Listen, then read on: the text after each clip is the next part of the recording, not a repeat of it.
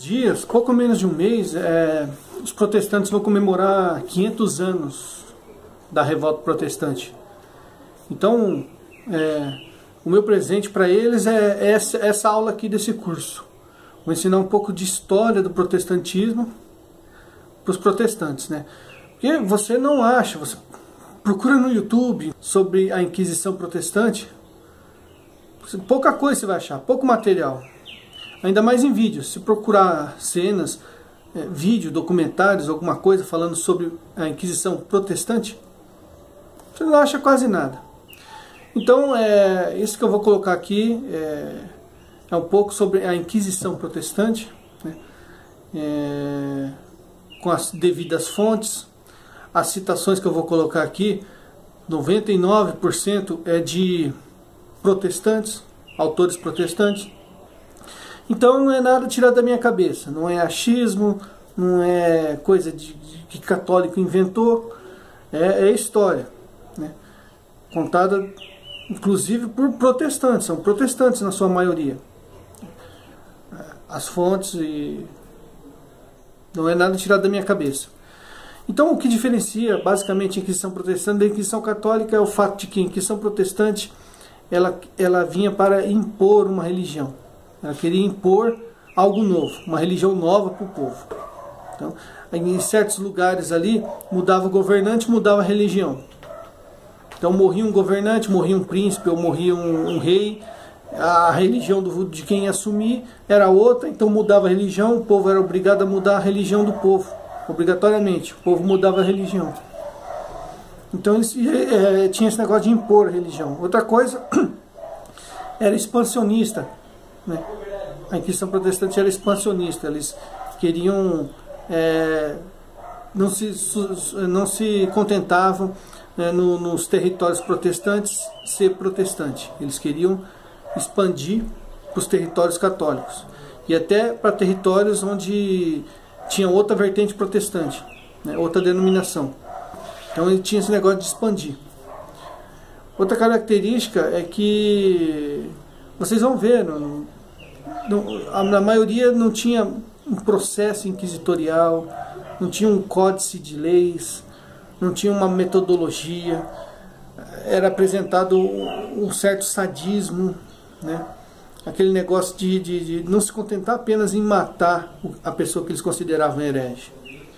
Era em esquartejar o cadáver, expor partes do cadáver em lugares diferentes na cidade, para as pessoas verem, né?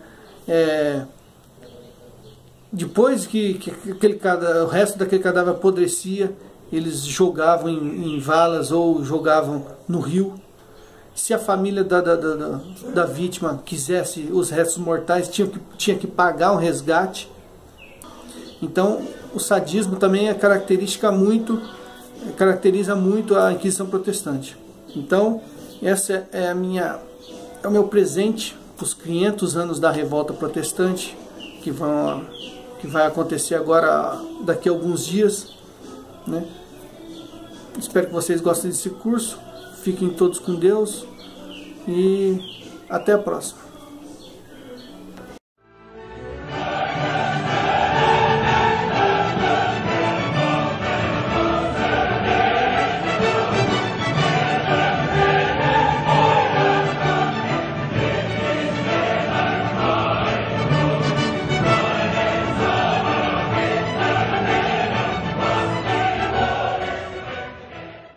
Bem, então, continuando aqui o curso, né, sobre Inquisição, agora a gente vai tratar nessa quinta aula sobre a Inquisição protestante. E aqui, como é de costume, eu deixei uma passagem bíblica aqui para mostrar o pensamento católico. Então lá a gente vai ler 1 Coríntios, capítulo 1, versículo 10. Diz o seguinte: Rogo-vos, irmãos, em nome de nosso Senhor Jesus Cristo, que todos estejais em pleno acordo e que não haja entre vós divisões. Vivei em boa harmonia, no mesmo espírito e no mesmo sentimento. Então aqui as fontes do curso, né? Novamente aqui o curso de História da Igreja, do professor Felipe Aquino, o curso em MP3. Eu aconselho quem quiser pode entrar no site do professor Felipe Aquino, que é www.editoracleofas, se não me engano, .com.br, Editora Cleofas. E os cursos do Padre Paulo Ricardo, no site www.padrepauloricardo.org. Em especial, nessa aula, eu usei o curso de Introdução às Escrituras, aula 6. E aqui mesmo no canal, a gente tem alguns cursos aqui, outros cursos para complementar o conhecimento sobre o tema que a gente vai abordar hoje, que é o curso A Revolta Protestante, né, parte 2, 3 e 4, e o curso sobre gnosticismo, né, a história do gnosticismo, parte 3 em especial. Como bibliografia aqui, eu vou deixar os livros A História da Igreja, volume 1, 2 e 3, de Bill Maher e Tuckler, de Editora Paulinas. História da Igreja, de Lutero a Nossos Dias, volume 2, de Giacomo Martina, Editora Loyola. O livro Renascença e Reforma, História das Ideias Políticas, volume 4, de Eric Furgner, Editora Loyola. E 500 anos, Reflexões sobre a Evangelização, de Evandro Faustino, Editora Quadrante. Então, para começar, o protestantismo hoje e o protestantismo nos primeiros anos da revolta. Os precursores e seus pensamentos, os apoiadores e financiadores, as motivações e todo o contexto da revolta protestante do século XVI são temas já abordados nesse canal no curso A Revolta Protestante e o curso sobre gnosticismo. Então eu já abordei esse tema, né, a revolta em si, a revolta protestante. Então aqui nós vamos nos limitar a expor apenas as ações adotadas pelos líderes dessa revolta, após obter a independência da Igreja Católica e os apoios necessários para colocar suas ideias em prática. Hoje observamos a tolerância que existe entre as diversas denominações protestantes, independente de divergirem em doutrinas, mesmo que seja um ensinamento essencial como a divindade de Jesus, por exemplo, a Santíssima Trindade. Mesmo divergindo num assunto tão essencial para a fé quanto esse, eles convivem harmoniosamente. E eles coexistem pacificamente, mas nos primeiros séculos após a revolta protestante foram completamente diferentes. Scott Hahn, em parceria com Benjamin Wicker, em seu livro Politicizing the Bible, Politizando a Bíblia, atribuiu essa postura adotada hoje por todos os líderes protestantes, né, a postura de tolerarem doutrinas contrárias, a um fenômeno chamado método histórico crítico de exegese. Transição da guerra de religião que existia no início do protestantismo para essa convivência pacífica hoje, esse relativismo religioso que existe hoje. Então, segundo Scott Hahn e Benjamin Wicker, se deve ao método histórico crítico.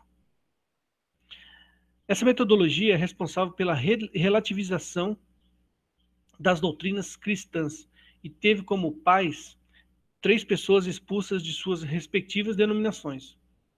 Então, quem criou esse método foram o judeu expulso do judaísmo, Benedito Spinoza, o católico excomungado pela Igreja Católica, Richard Simon, e o protestante rejeitado pelo protestantismo, Thomas Hobbes.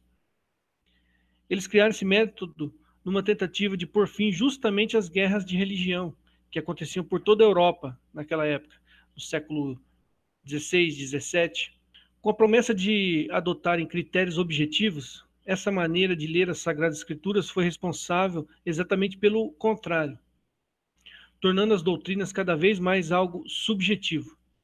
Então, para acabar com a discussão, com a briga doutrinária, eles relativizaram a doutrina. Então, a doutrina deixou de ser uma verdade e passou a ser algo subjetivo. Algo que depende do sujeito, né? Não depende da revelação, depende de quem interpreta a revelação. O resultado do método histórico crítico de ler as Sagradas Escrituras foi responsável por essa multiplicidade de seitas protestantes, chegando a dezenas de milhares ao redor do planeta. Scott Hahn, no seu livro Politicizing the Bible, diz o seguinte: tal objetividade foi raramente a finalidade professada pelos críticos históricos reais. Então, esse método passou longe de ser um método objetivo, né? Tornou a doutrina cristã algo totalmente subjetivo, algo que está dependendo do sujeito, né? Algo que depende da interpretação do sujeito. Não é algo imposto pela revelação, é algo que o sujeito que está interpretando a revelação vai determinar. No seu início, o protestantismo não foi tolerante.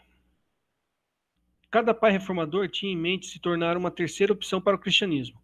Havia a Igreja Católica Ocidental e a Igreja Católica Oriental, apenas. Mas na Alemanha, Lutero queria somente a Igreja Luterana como terceira opção. Então, Lutero não queria multiplicidade de seitas. Lutero queria ser apenas uma terceira via para o catolicismo. Da mesma forma, Calvino queria ser o líder protestante em Genebra e Henrique VIII não queria outro cristianismo na Inglaterra que não fosse a Igreja Anglicana. Infelizmente, não bastava serem os únicos em seus próprios reinos. No início, sim. No início, cada um se contentou, mas bem no início, cada um se contentou em ser o único no seu território. Mas depois, eles também quiseram expandir. Reis, líderes e até mesmo fiéis protestantes tentaram subjugar territórios que até então eram católicos, quebrando uma ordem já pré-estabelecida e impondo à força uma nova religião. O resultado inevitável disso foram guerras. Esqueça a liberdade ensinada nos livros de escola, esqueça a tolerância pregada por apologistas protestantes e definitivamente esqueça o romance propagado nos filmes que retratam a revolta protestante do século XVI. Os primeiros 150 anos do protestantismo foram marcados por intolerância, repressão, expansão militar, discursos de ódio e teve como resultado 150 mil mortes. 6 vezes mais do que a Inquisição Católica, que durou o dobro do tempo. Então aqui uma citação do livro do professor Geoffrey Blaine, né, Uma Breve História do Mundo, da editora Saraiva. Abre aspas. As primeiras décadas da Reforma se assemelham aos primeiros anos do Islã. Os reformadores dependiam ao mesmo tempo da espada e da palavra. A mensagem de Lutero não poderia ter conquistado um grande território em ambas as margens do Báltico sem o apoio de príncipes e de regimentos. João Calvino teve sucesso somente porque foi apoiado pelos governantes da República Suíça de Genebra. Na França, sua doutrina fracassando em conquistar o monarca, começou a perder as bases fortes no sul e no oeste do território.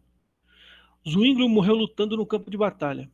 Lutero, se referindo a Zwinglio e seus companheiros, por discordarem do ponto de vista de Lutero sobre a ceia do Senhor, disse: não vejo nenhuma razão para ser mais caridoso com os falsos irmãos do que com os inimigos de Roma.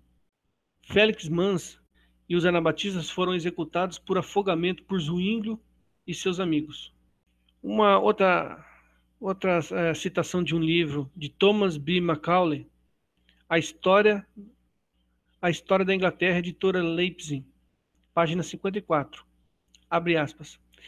Em nenhum país cuja maioria é protestante, hoje, foi convertida com a Bíblia na mão.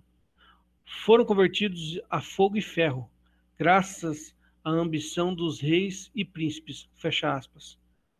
Um trecho do mesmo livro diz, abre aspas, na expansão da reforma protestante, padres e bispos foram presos e decapitados. Igrejas e mosteiros arrasados, católicos foram mortos aos milhares e qualquer aproveitador era alçado ao posto de bispo ou pastor. Tribunais religiosos de inquisição foram montados em todo o país. Fecha aspas. Para esta aula não ficar tão longa, vamos nos limitar às principais inquisições protestantes, lideradas por seus respectivos fundadores, mas também por reis. Então, no caso da Inquisição Protestante, ela tinha apoio dos governantes, tinha apoio dos pastores, alguns populares, alguns fiéis também apoiaram, sempre com a devida orientação de seus conselheiros protestantes.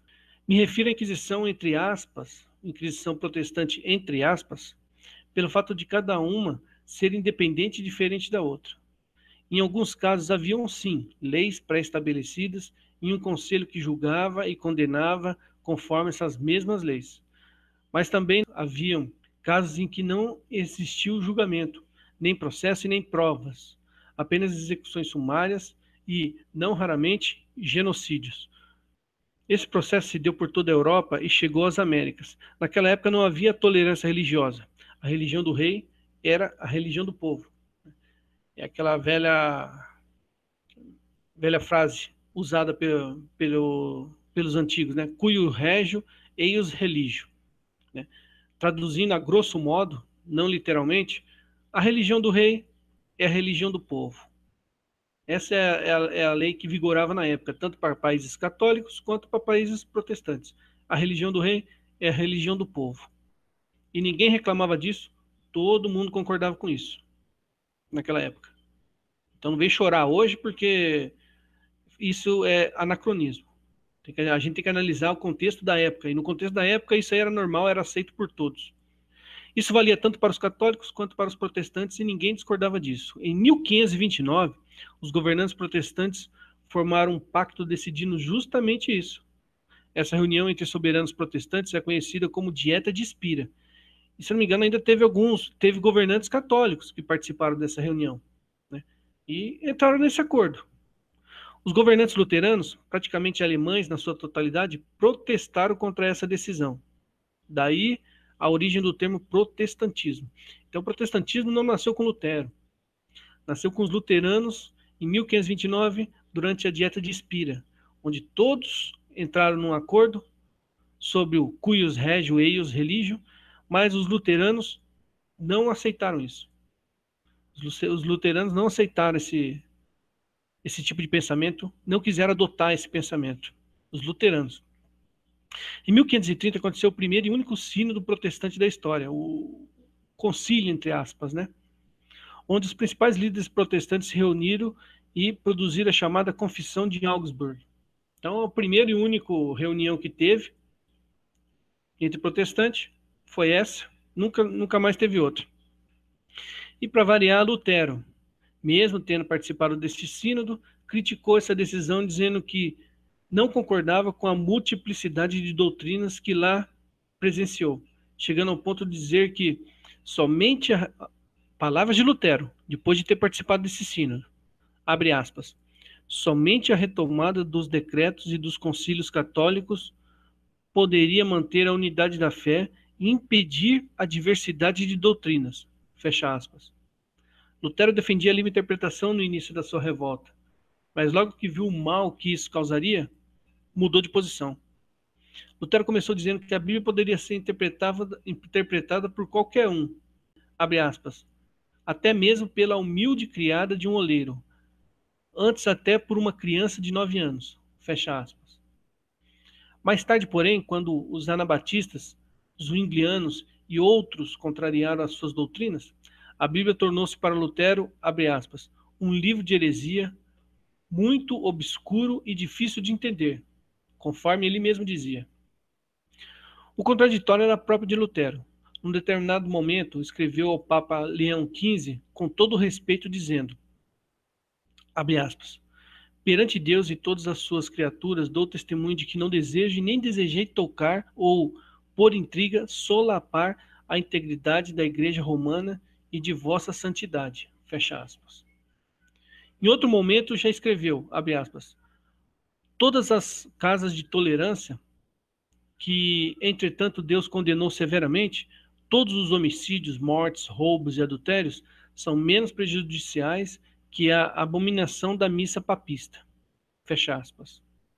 Historiador protestante Blaine, no livro Martinho Lutero, volume 1, página 457, diz o seguinte, abre aspas, provar a coerência de Lutero, justificar seus procedimentos em todos os pontos como sem falha, tanto em veracidade quanto em coragem, sobre essas circunstâncias, pode ser deixado aos simplórios fabricantes de mitos. Então, isso aqui para demonstrar que Lutero não tinha muita coerência. Às vezes ele falava uma coisa, às vezes ele falava outra, então ele dançava conforme a música, navegava conforme as ondas. Se atacar a igreja favorecia ele, ele atacava a igreja. Se puxar o saco do Papa ajudava ele, ele puxava o saco do Papa. Sobre seus companheiros de reforma, Lutero escreve: Ecolampádio, Calvino e outros hereges semelhantes possuem demônios sobre demônios, têm corações corrompidos e boca mentirosas. Fecha aspas. Por ocasião da morte de Zwinglio, Lutero afirmou, abre aspas, que bom que Zwinglio morreu em campo de batalha. A que classe de triunfo e a que fim Deus conduziu seus negócios. Também Zwinglio está condenado por ser rebelde, ladrão e levar outros a seguir os seus erros. Fecha aspas. Quando vivo, Zwinglio dizia sobre Lutero o seguinte, abre aspas, o demônio apoderou-se de Lutero, de tal modo que até nos faz crer que o possui por completo. Quando é visto entre os seus seguidores, parece realmente que uma legião de demônios o possui. Fecha aspas. Então, muita gente costuma associar a imagem de Zwinglio com Lutero, né? Como se eles fossem amigos, mas não eram. Um odiava o outro.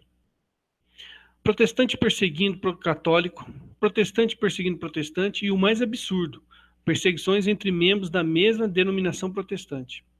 Tudo isso sem a necessidade de defender uma ordem já existente, nem de salvar a religião ou de preservar uma cultura da decadência, como foi o caso da Inquisição Católica.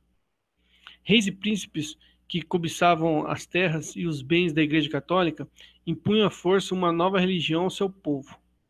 Quando o rei adotava a fé protestante, uma das primeiras coisas que ele fazia era somar ao tesouro real os bens e as propriedades da Igreja Católica.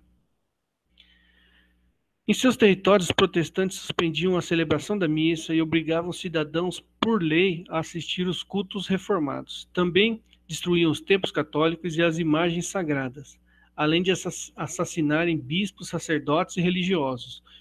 Então, o avanço do protestantismo naquela época não diferencia em nada, por exemplo, do ISIS, que a gente tem hoje, né? O Estado Islâmico. É da mesma forma.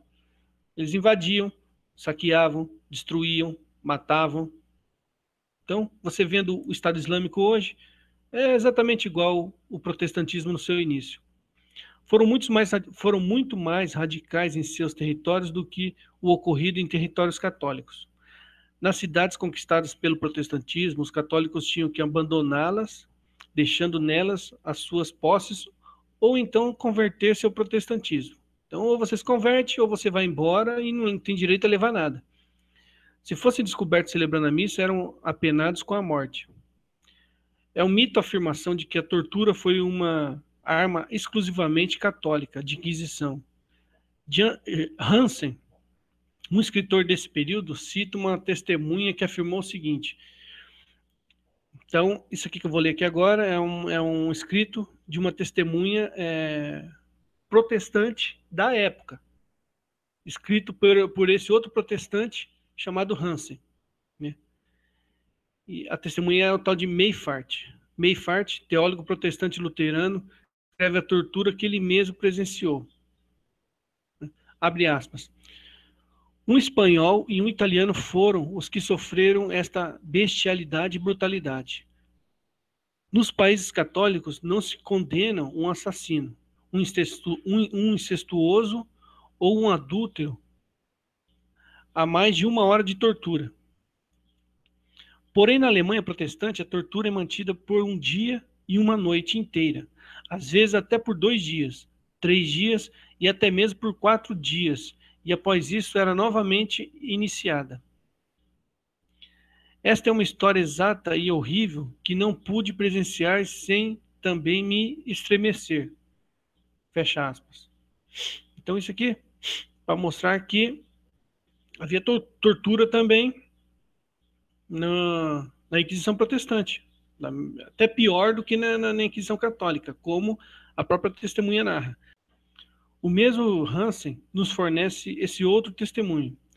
Em Augsburg, Alemanha, em 1528, cerca de 170 anabatistas de ambos os sexos foram aprisionados por ordem do poder público. Muitos deles foram queimados vivos, outros foram marcados com ferro em brasa nas bochechas ou nas línguas, ou tiveram suas línguas cortadas.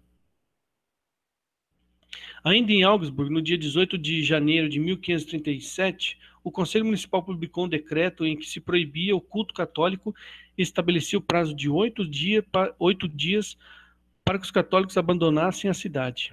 Ao término desse prazo, os soldados passaram a perseguir os que não aceitaram a nova fé. Igrejas e mosteiros foram profanados, derrubando-lhes as imagens, os altares, o patrimônio artístico e cultural foi saqueado, queimado e destruído. Em Frankfurt, emitiu-se uma lei semelhante à total suspensão do culto católico que foi estendida a todos os estados alemães.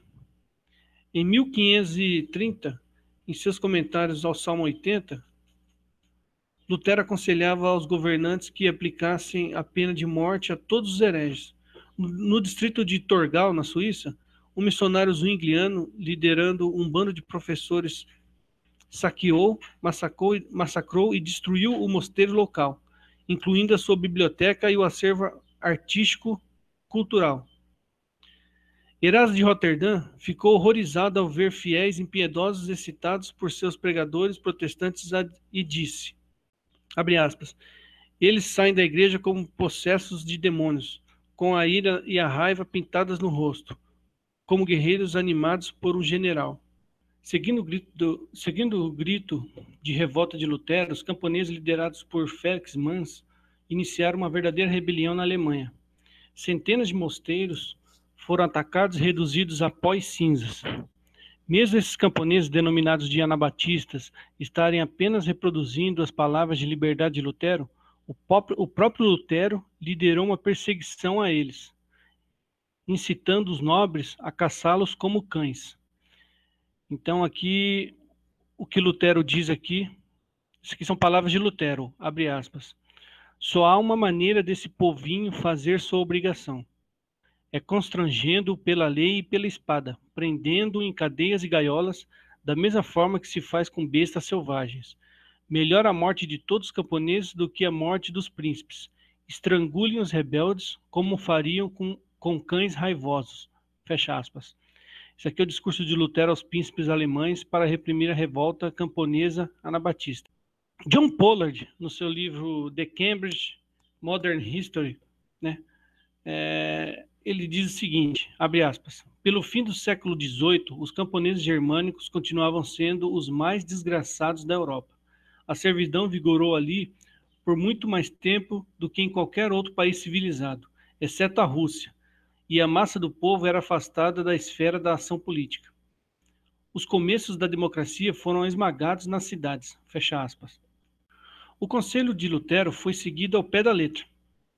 Erasmo de Roterdã, em sua epístola número 803, fala em mais de 100.000 camponeses mortos, na sua maioria com requintes de crueldade.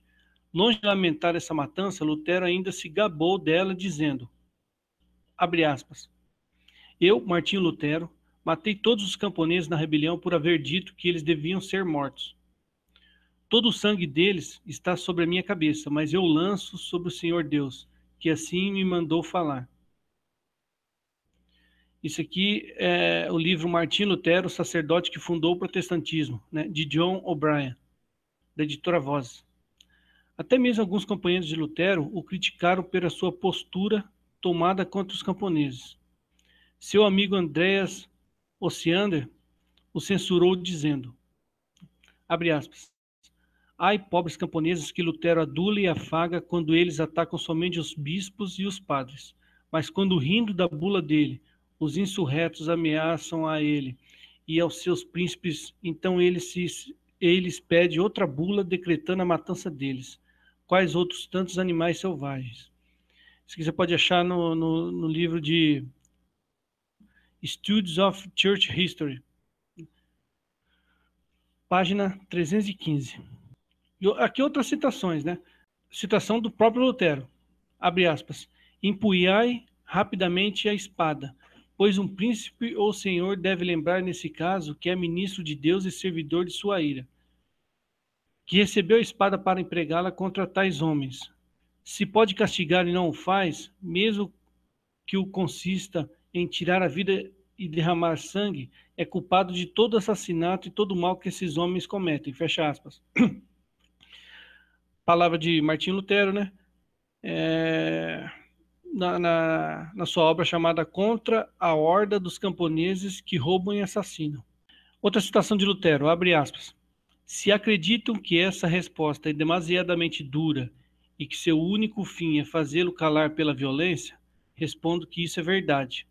Um rebelde não merece ser contestado pela razão que não a aceita. Aquele que não quer escutar a palavra de Deus, que lhe fala com bondade, deve ouvir ao algoz quando este chega com seu machado. Não quer ouvir nem saber nada sobre misericórdia.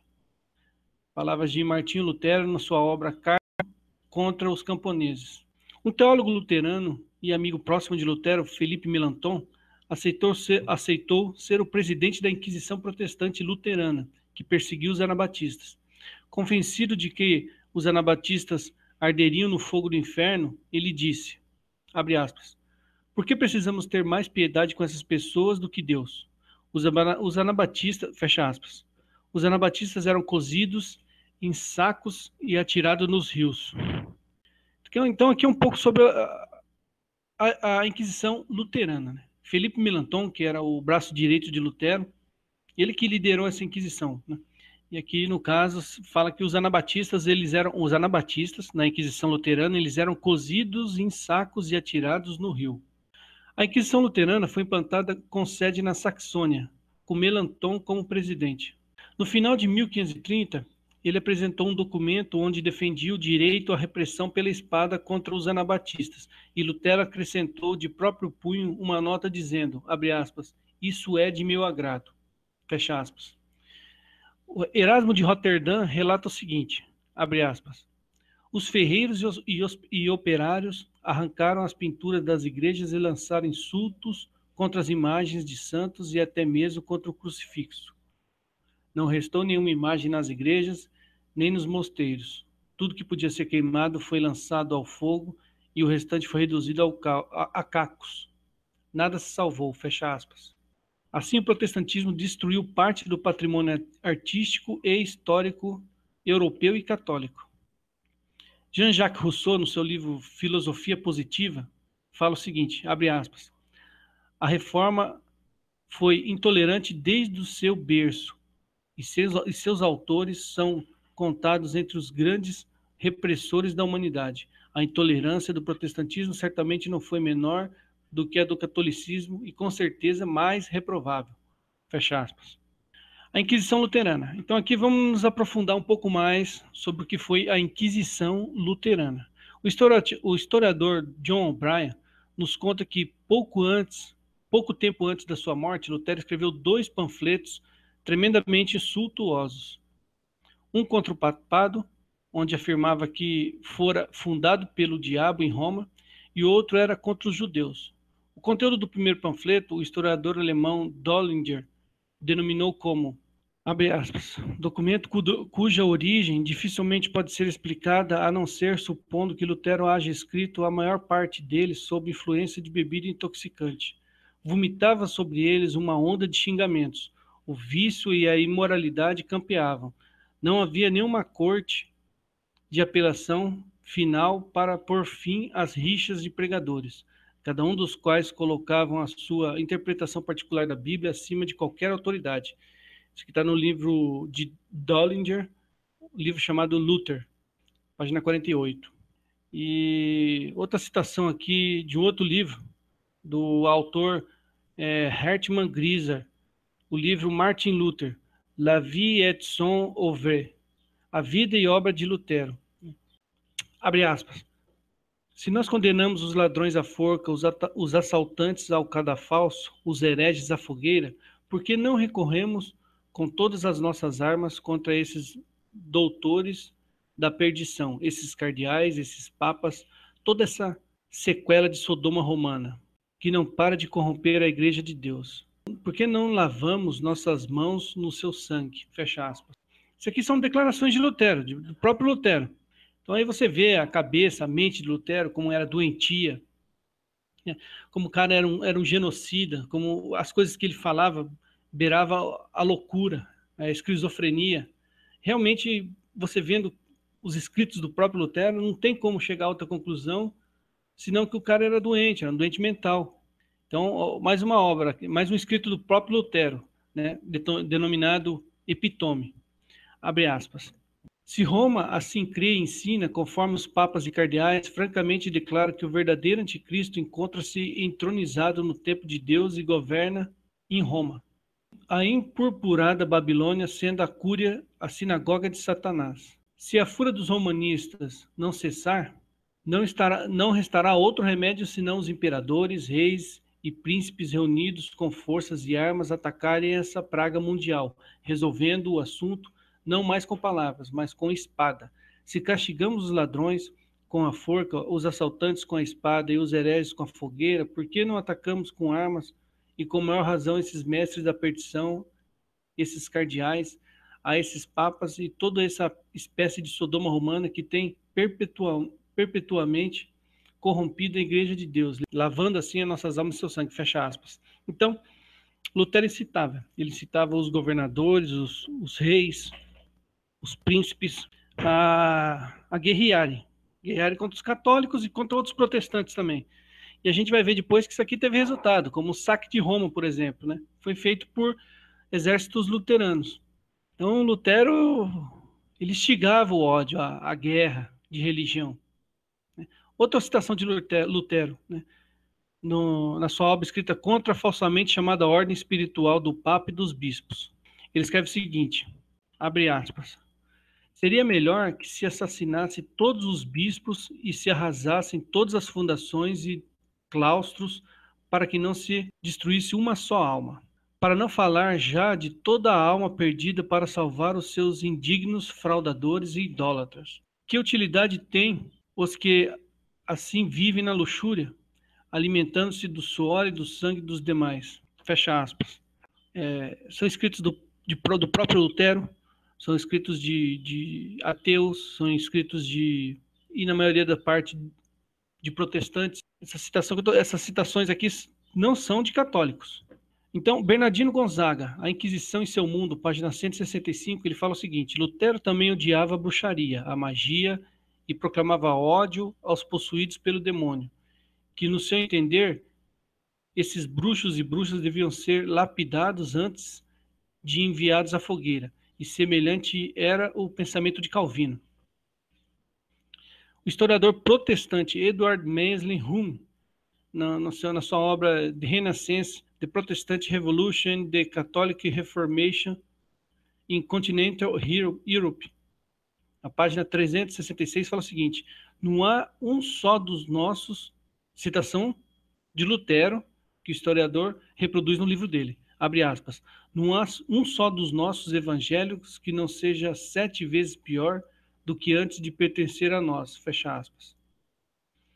O professor Ricardo Garcia Villoslada, né, no seu livro Martinho Lutero, um frade faminto de Deus, na sua página 310, ele fala o seguinte, abre aspas, não reconheço em toda a história um transbordamento tão atroz e persistente de ódio. Refiro-me às expressões verbais, não ao fundo do coração que talvez se mantivesse inocente e sem fel, para uma instituição sagrada que havia amamentado com o seu leito e lhe havia dado o melhor que podia dar, a Bíblia, os sacramentos, a tradição apostólica, os símbolos da fé e as orações da liturgia. Nesses contínuos ímpetos de ódio, irracional à primeira vista, era ele plenamente sincero? Aqui palavras de Lutero.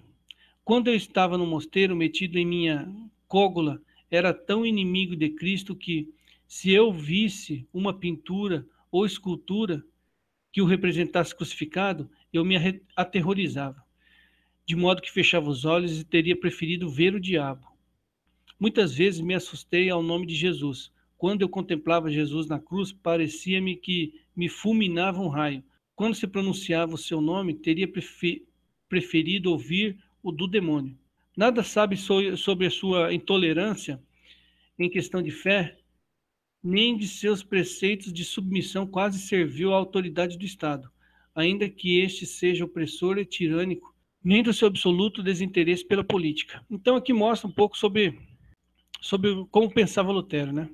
John Bryan, na sua obra Martinho Lutero, o sacerdote que fundou o protestantismo, diz o seguinte: poucos, abre aspas, poucos chefes na história do pensamento religioso foram tão intolerantes com as divergências como Lutero.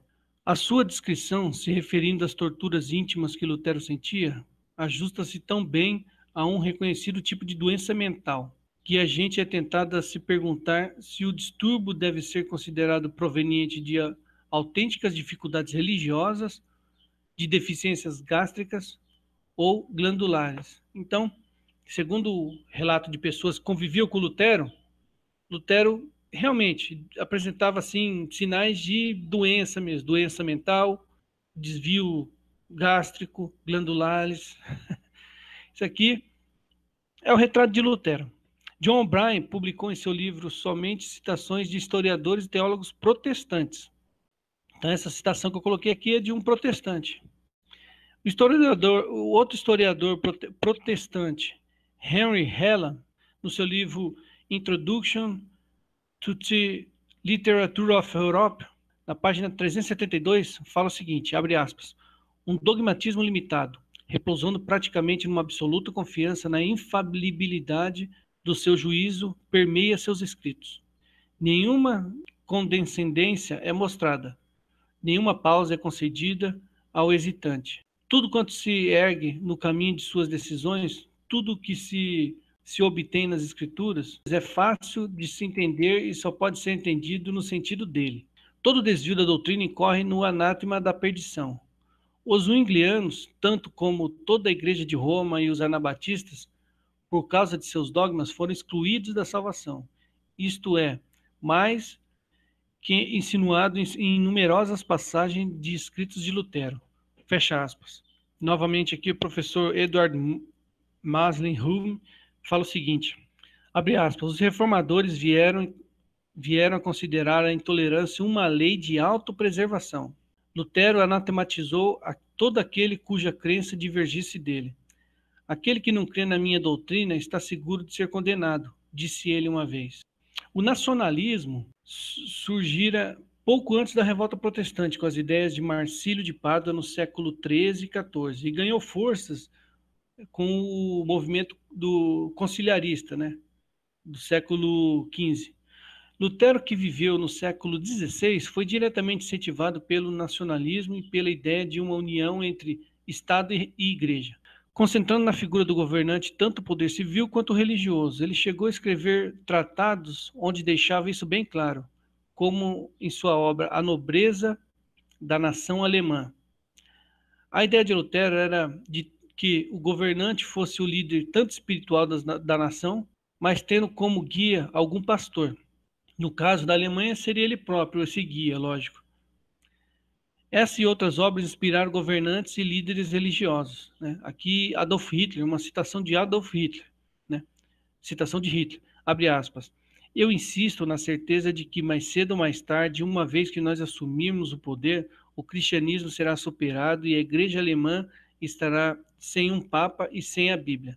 E Lutero, se ele pudesse estar conosco, nos daria sua bênção. Fecha aspas.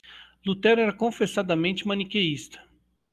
E por ter essa visão gnóstica do cristianismo, nutria um ódio pelo povo judeu. Povo esse que ele considerava adorador do Deus mau do Antigo Testamento.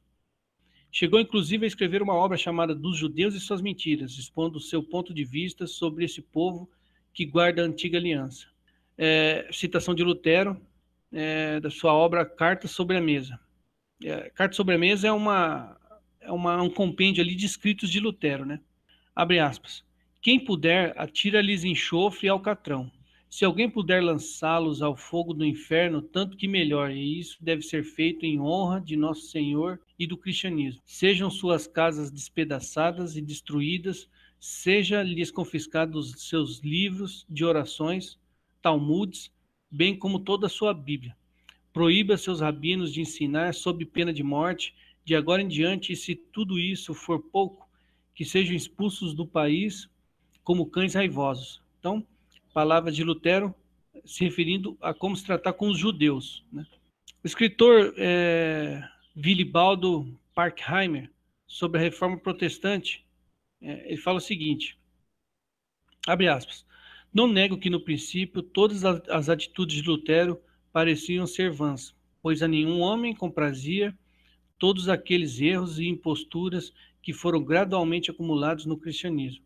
Por isso eu esperava, junto com os outros, que fosse possível aplicar algum remédio a tão grandes males. Porém, fui cruelmente enganado, pois antes que se extirpasse os erros anteriores, foram introduzidos muitos outros mais intoleráveis, que, comparados com outros, faziam esses parecerem jogos de criança. As coisas chegaram a tal ponto que os defensores papistas parecem virtuosos quando comparados com os evangélicos. Lutero, com sua língua despudorada e incontrolável, deve ter enlouquecido ou ser inspirado por algum espírito maligno. Então, isso aqui é um relato da época de alguém, né, que conhecia Lutero, transcrito aqui pelo escritor Wilibaldo Parkheimer. Simpatizante de Lutero e apoiado por pastores luteranos, o austríaco Adolf Hitler seguiu o mesmo caminho racista e segregacionista que Lutero, ajudando a fundar o Partido Socialista dos Trabalhadores Alemães. Lutero pregou a superioridade germânica. Hitler afirmava uma superioridade da raça ariana. Também pregou o mesmo antissemitismo que Lutero, promovendo o extermínio de milhões de judeus em campos de concentração. Então aqui algumas imagens, né, que geralmente são atreladas a bispos católicos, mas que na realidade são pastores luteranos ao lado de nazistas fazendo saudação nazista. Aqui uma frase de um pastor luterano na época do nazismo, né? Pastor luterano Friedrich Weinicke, e fala o seguinte, abre aspas, a paz só virá quando o último judeu se enforcar no último intestino do último vigário, fecha aspas. No início de sua revolta, Lutero participava de debates, tanto com monges agostinianos como outros teólogos, como Erasmo de Roterdã, por exemplo. Mas quando conseguiu o apoio incondicional dos governantes poderosos, se fechou para debates. Então, no início, ele participava de debates, ele debatia ideias, mas quando ele conseguiu convencer governantes ali a apoiá-lo, ele parou com o debate. Não se fazia mais necessário o debate, né, para ele. Então, Martinho Lutero, frase do próprio Martinho Lutero, abre aspas, não se deve debater com os hereges, senão condená-los sem haver sido escutados, desejando que pereçam no fogo. Os fiéis hão de seguir o mal desde sua fonte e encharcar suas cabeças no sangue dos bispos católicos e do Papa, que é o diabo disfarçado, fecha aspas. O historiador Ricardo Garcia Villoslada conta que Lutero flagelou em seu tempo o teólogo humanista Erasmo de Roterdã, ao qual classificava como, abre aspas, digno de grande ódio, fecha aspas. Outra citação aqui de Lutero, abre aspas, quem não crê como eu é destinado ao inferno. Minha doutrina e a doutrina de Deus são a mesma. Meu juízo é o juízo de Deus. Aqui o professor Ricardo Garcia Villoslada também apresenta uma apreciação sobre uma obra de Lutero que tem como título A respeito do cativeiro babilônico. Abre aspas. Para Lutero não existia a dúvida, nem a tolerância para a opinião contrária, mesmo que esta seja doutrina corrente e certa em todas as faculdades de teologia da Europa na época. Só se pode entender o sentido das Escrituras conforme ele a entende. Outra coisa surpreendente para o leitor que raciocina é a superioridade majestática com que Lutero se ergue acima de todos como um verdadeiro oráculo inapelável. Ninguém tem o direito de objetar-lhe a mínima dificuldade. O Papa é o anticristo desde o momento que ele é anti-Lutero. A palavra deste se identifica com a palavra de Deus. Tal atitude mental não toca as raias do patológico? Fecha aspas. A Alemanha permaneceu fiel ao luteranismo e rejeitou o calvinismo. O calvinismo se expandiu então para a Holanda com grande veemência. Abre aspas. Na época era dividida em principados. Como havia muitos conflitos entre eles, chegaram no acordo que cada príncipe escolhesse para os seus súditos a religião que mais lhe conviesse, conforme o princípio administrativo do cuius regio eius religio. Os príncipes não se fizeram rogar além da administração mundana, passaram também a formular e inventar doutrinas. A opressão sangrenta ao catolicismo pela força armada foi a consequência semelhante. Cada vez que se trocava um soberano, o povo era avisado de que também se trocavam as doutrinas evangélicas. Fecha aspas. Naquela época era assim: uma pessoa assumia o governo, um rei, um príncipe, mudava a religião. Aquele rei morria, aquele príncipe morria, assumia um outro, a religião do outro que assumia era trocada novamente e era aquela que passava a valer. E era assim, eles trocavam de religião como quem troca de cueca hoje. Então, outra obra aqui de Fanier, tem um outro livro aqui, diz o seguinte, abre aspas, uma cidade do Palatinado, desde a Reforma, já tinha mudado 10 vezes de religião, conforme seus governantes eram calvinistas ou luteranos. Na cidade de Estrasburgo, em 1529, o Conselho da cidade ordenou a destruição dos altares, das imagens, das cruzes, além das igrejas e conventos. O mesmo ocorreu em Frankfurt. Na Convenção de Hamburgo, em 1535, os concílios dos povos de Lübeck, Bremen, Hamburgo e outros lugares decidiram pelo enforcamento dos anabatistas e açoitamento dos católicos e zwinglianos. Então a Inquisição Protestante chegou até a cidade de Roma. E um fato vastamente documentado foi o saque de Roma, que já foi tratado por nós numa aula anterior. Em 6 de maio de 1527, cerca de 18 mil soldados luteranos do exército do imperador do Sacro Império Romano Germânico, Carlos V, invadiram e sitiaram a cidade por semanas. Todos os doentes do hospital da cidade foram mortos em seus leitos. 36 dos 55 mil habitantes foram mortos e os sobreviventes só foram libertados após a igreja pagar um resgate altíssimo por eles. Os palácios foram destruídos por tiros de canhões com seus habitantes dentro. Então a gente vê aqui que realmente o início do protestantismo foi igualzinho o início do islamismo. Da mesma forma, eles entravam, saqueavam, roubavam, faziam prisioneiros e só libertavam os prisioneiros depois que recebiam resgate por eles, era pago resgate. Eles não poupavam ninguém, nem doente, né, no hospital. Então, 36 mil mortos somente nesse episódio, que durou algumas semanas. Então foram religiosas, leigas e até mesmo crianças foram violentadas e mortas. Muitas com sinais de sadismo. Igrejas e basílicas foram profanadas, sacerdotes foram humilhados e executados. E a gente tem um vasto assim, relato da época sobre esse episódio aqui. E, por exemplo, Gregório, um escritor que presenciou o saque, escreveu, abre aspas, alguns soldados embriagados colocaram ornamentos sacerdotais em um asno, obrigando o sacerdote a conferir-lhe a comunhão. O sacerdote engoliu as hóstias, à força, e os soldados mataram posteriormente, infligindo-lhe grandes tormentos. Depois disso, sem diferenciar o sagrado e o profano, toda a cidade foi roubada e saqueada, inexistindo qualquer templo que não foi roubado ou homem que não foi preso e solto somente depois do resgate. Fecha aspas. Sobre esse episódio, Erasmo de Roterdã também escreveu o seguinte, abre aspas, Roma não era apenas a fortaleza da religião cristã, a sustentadora dos espíritos nobres e o mais sereno refúgio das musas. Era também a mãe de todos os povos, isso porque para muitos Roma era a mais querida, a mais doce, a mais benfeitora do que até seus próprios países. Na verdade, o saque de Roma não foi apenas a queda dessa cidade, mas também de todo o mundo. Fecha aspas. Isso aqui são relatos da época, de pessoas que presenciaram esse acontecimento, né? E tem muitos outros, só que vou limitar só esse aqui só. Então, para você ver que a Inquisição Protestante não se contentava somente em proteger a fé protestante nos seus territórios.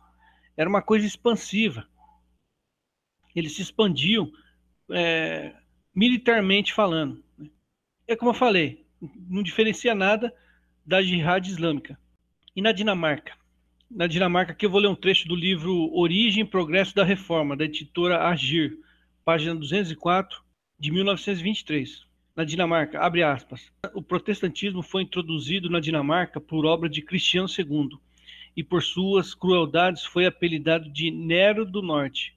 encarcerou bispos, confiscou bens, expulsou religiosos e se proclamou chefe absoluto da Igreja Evangélica Dinamarquesa. Em 1559, publicou os 25 artigos que todos os cidadãos estrangeiros eram obrigados a assinar, aderindo à doutrina luterana. Ainda em 1789 se declarava pena de morte ao sacerdote católico que ousasse pôr os pés em solo dinamarquês. Então, na Dinamarca, a Inquisição Protestante tinha como pena de morte para qualquer padre católico colocasse o pé lá, vigente ainda no século XVIII. Ainda no século XVIII existia isso na Dinamarca. E aqui algumas gravuras aqui, né? Lutero, o seu braço direito aqui, Felipe Melanchthon, e o líder dos anabatistas, que foi morto por Lutero, Thomas Müntzer. Agora um pouco sobre a Inquisição Calvinista. Deixando a luterana de lado, vamos um pouco à Inquisição Calvinista. Então, palavras do próprio João Calvino, né, na sua obra intitulada Institutas. Pessoas que persistem nas superstições do anticristo romano devem ser reprimidas pela espada. Fecha aspas. E aqui mais uma... esse aqui eu vou tirar da revista Pergunte e Responderemos, de Dom Estevão Bittencourt, a edição de número 500, do mês 2 de 2004, página 2 até o 14. Abre aspas. João Calvino nasceu em Noyon, na França, e fez seus estudos em Paris, onde teve contato com protestantes e adotou o protestantismo em 1533. Visto que o governo francês perseguia os protestantes, Calvino então emigrou para a Basileia, na Suíça, em 1534, e passando certa vez por Genebra, foi convidado por Guilherme Farel a ali ficar e implantar a doutrina protestante, o que ele fez com energia e violência, impondo severa disciplina a todos os cidadãos. Ele teve que enfrentar a resistência de vários opositores, mas firmemente venceu-os e governou Genebra. O principal órgão administrativo de Calvino em Genebra era o chamado consistório, que era composto por pregadores e por anciãos, aos quais competiam vigiar pela pureza da fé protestante, perseguir os suspeitos e julgá-los. As consequências da atividade desse consistório foram descritas muito bem pelos historiadores R. Billmeyer e Tuckler, no livro História da Igreja, e já foi citado aqui anteriormente, Edições Paulinas, de 1964, volume 3, página 74. Com o objetivo de controle, faziam-se várias vezes no ano visitas a domicílios e, conforme o caso, recorria-se também às denúncias e à espionagem paga. Os transgressores eram colhidos e entregues à admoestação, deploração e excomunhão, exclusão da ceia sagrada e obrigados a fazer penitência pública. Os grandes pecadores, como os sacrílegos, os adúlteros e os adversários obstinados da nova fé protestante, eram entregues ao conselho da cidade para o castigo. Foram pronunciadas muitas condenações à morte e mais ainda ao exílio. A tortura foi usada da forma mais rigorosa. A cidade teve que submeter-se, embora a contragosto, à disciplina férrea de Calvino. Todas as festas religiosas desapareceram, exceto os domingos. O culto foi reduzido à pregação, à oração e ao canto dos salmos a 4 vezes ao ano. Então, a oração e ao canto dos salmos e 4 vezes ao ano era distribuída à comunidade sagrada a ceia, com pão e vinho ordinário. A vida da sociedade genebrina adquiriu o teor de uma seriedade taciturna. As vestes de luto, os bailes, os jogos de carta, o teatro, o divertimento eram severamente condenados.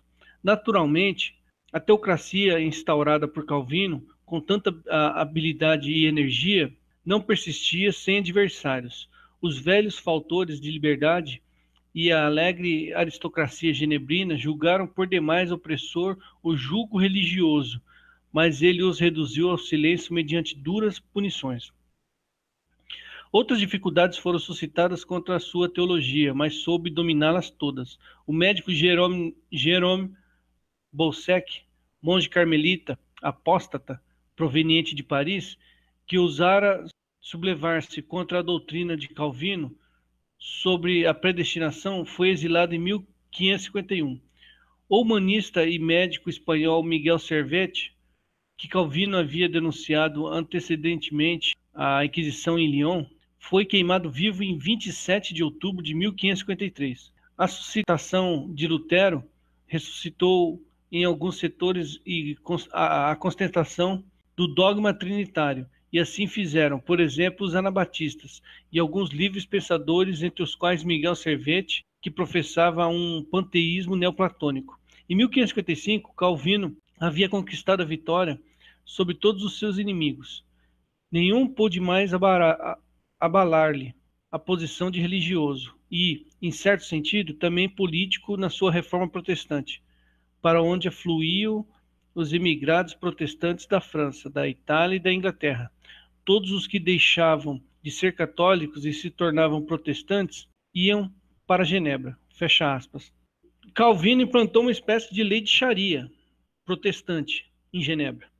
Ele tinha espiões que espionavam as pessoas até na intimidade mesmo, né, dentro do lar, coisa que nem os muçulmanos nunca fizeram.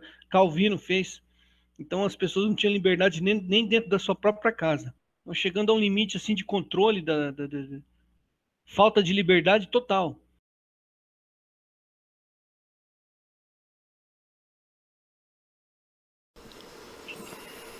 Mesmo na mais louvadas da democracia, o Estado é hoje o mediador e juiz soberano de todas as ações e relações humanas, até as mais particulares e íntimas, com uma sanha controladora e uma prepotência invasiva desconhecidas em todas as sociedades anteriores, com uma única exceção, a ditadura de João Calvino em Genebra, o que não é de maneira alguma uma coincidência. Você vê que enquanto a reforma em geral, suprimindo a mediação eclesiástica, deixava, vamos dizer, a massa dos indivíduos à mercê da única força unificante, que era a razão do Estado, ao mesmo tempo, um dos teóricos protestantes mais importantes, que é João Calvino, concebia a ideia de um Estado feito só de pessoas santas, e onde, portanto, o Estado tinha o direito de fiscalizar todos os atos da vida individual, inclusive os mais íntimos, e os cidadãos estavam obrigados a se espionar uns aos outros o tempo todo e denunciá-los para o Estado. Este foi o primeiro regime totalitário do mundo. Este regime foi uma coisa que nem os muçulmanos conceberam isto. Porque no Islã, com todo o aspecto totalitário que também existe, sem dúvida, espionar a vida privada é estritamente proibido. Existe até uma história do Califa Omar, que era um dos descendentes do cargo de Maomé, um dos califas, dos chefes do Islã, que um dia viu um barulho numa casa e olhou pela janela para ver o que estava acontecendo, e o pessoal estava fazendo uma suruba. E ele puxou da espada e disse: está todo mundo preso. E eles responderam: não, quem está preso é você, porque você está espionando. E ele embanhou a espada, disse: desculpe, eu vexame, e foi embora, quietinho. Então, a vida privada no Islã ainda é sagrada. É a história de que, né, a casa de um homem é o seu castelo, como se diz na Inglaterra. Em Genebra não era assim. Na Suíça de Calvino não era assim. A casa de um homem é uma casa de vidro que está sendo espionada pela autoridade eclesiástica lá fora e espionada pelos vizinhos que vão denunciá-la. Então, vamos dizer, o totalitarismo é uma invenção de João Calvino. Não existiu nada disto no mundo antes. Nem nas tiranias islâmicas isso existia. Ora, mas é evidente que isso é uma consequência imediata da própria proposta de Lutero. O João Calvino simplesmente tirou uma consequência. Falou: olha, se só o que governa é a razão do Estado, é necessário que a razão do Estado seja cristianizada. É uma coisa, se você aceita a premissa, você tem que aceitar a consequência. Quer dizer, não podemos acusar Calvino de ter sido ilógico. Ele tirou a consequência teórica e doutrinal de uma situação de fato que tinha sido criada pela própria reforma. Calvino cerceou a liberdade de consciência e também a liberdade de conduta dos cidadãos genebrinos, mas em 1578 sua oposição conseguiu expulsá-lo de Genebra. Só que depois de 3 anos ele retornou, convidado por representantes da cidade.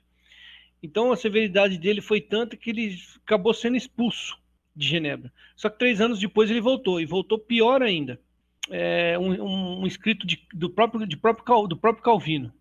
Abre aspas, a humanidade daqueles que querem poupar os heréticos é mais cruel porque, para poupar o lobo, lhes deixam as ovelhas como presa, fecha aspas. Outra citação de Calvino, né? Abre aspas, se houver liberdade de religião e de culto, o súdito terá então a liberdade de seguir esta ou aquela seita.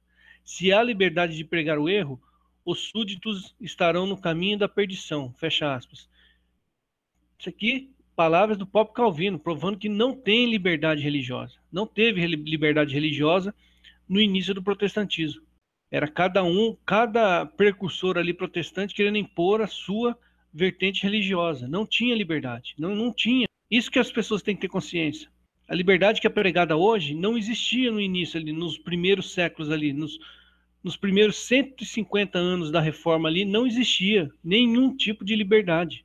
Não existia relativismo religioso, a teologia não era relativizada, cada um defendia a sua teologia com unhas e dentes. Ao receber poderes para organizar a igreja, Calvino instituiu 2 comissões em Genebra. A Venerável Companhia, composta por doutores e pastores que era encarregada do magistério, e o Consistório, composto por pregadores e de 12 senadores leigos que tinham a tarefa de zelar pela disciplina. Essa última visitava as casas, servia-se de denúncias e espionagem paga. Os réus culpados eram entregues a um tribunal que, em 5 anos, né, ali no período entre 1541 e 1546, pronunciou 58 sentenças de morte, além de aplicar a tortura com frequência. A população genebrina foi obrigada a se submeter à disciplina calvinista. As festas religiosas foram reduzidas aos domingos apenas. O culto limitou-se à oração, à pregação e ao canto dos salmos. A celebração da Santa Ceia passou a ser feita apenas 4 vezes ao ano, mas sem a missa. O humanista James Groot se atreveu a publicar uma nota criticando Calvino e foi preso, torturado no potro 2 vezes por dia durante 1 mês e finalmente sentenciado à morte por blasfêmia. Tudo isso porque publicou uma nota contrariando Calvino. Seus pés foram pregados em uma estaca e sua cabeça foi cortada em 1547. Então, além deles aplicarem a tortura, a pena de morte, eles ainda tinham esse sadismo, né? Esse negócio de mutilar a pessoa e expor partes do corpo da pessoa em praça pública, né? Pendurada em pontes, como a gente vai ver que eles faziam na Inglaterra também. Então eles deixavam a cabeça da pessoa exposta num canto, os pés no outro canto da cidade, as mãos no outro canto da cidade para as pessoas verem. Então é sadismo. Isso aí, católico nunca fez isso. Os católicos, os governantes católicos, quando executavam alguém, executava, enterrava e pronto, não profanava o corpo da pessoa. Coisa que os protestantes faziam. Em 1555, os irmãos Compará foram acusados de libertinagem. Como sentença, foram executados e esquartejados. Seus restos mortais foram exibidos em diferentes partes de Genebra por ordem de Calvino. J.B. Galliff, né, no seu escrito Notícias Genealógicas e etc., página 403, diz o seguinte, abre aspas, o Senado, coagido pelo rei, aprovou a proibição do catolicismo e proclamou o protestantismo como religião oficial. A mesma maldade e vileza ocorreram. Os mártires foram inumeráveis, fecha aspas. Na cidade protestante de Zurique, foi ordenada a retirada de todas as imagens religiosas, relíquias e enfeites das igrejas. Até mesmo os órgãos foram eliminados. Os católicos foram proibidos de ocupar cargos públicos, assistir à missa, era castigada com uma multa na primeira vez e com penas mais severas nas reincidentes. Na cidade de Laufe, no dia 4 de abril de 1525, 3.000 camponeses liderados por um ex-sacerdote católico tomaram a cidade, saquearam a igreja, assassinaram os católicos e realizaram sacrilégios sobre o altar, profanando os sacramentos de uma forma inenarrável. Na Suécia, a obra A Reforma Protestante, página 203, de 1958, diz o seguinte, abre aspas, Gustavo Vasa suprimiu por lei o catolicismo. Jacobson e Knut, os dois mais heróicos bispos católicos, foram decapitados. Os outros obrigados a fugir junto com padres, diáconos e religiosos. Os seminários foram fechados, igrejas e mosteiros reduzidas a pó. O povo, indignado com tamanha prepotência, pegou em armas para defender a religião de seus antepassados. Os exércitos do evangélico rei afogaram em sangue essas reivindicações.